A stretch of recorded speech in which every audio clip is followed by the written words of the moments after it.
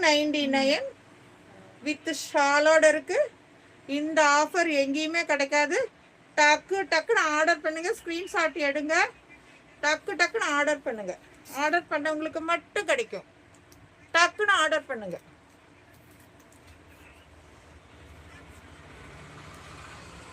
இதுவும் அதே மாதிரி உங்களுக்கு ஷாலோட இருக்கு.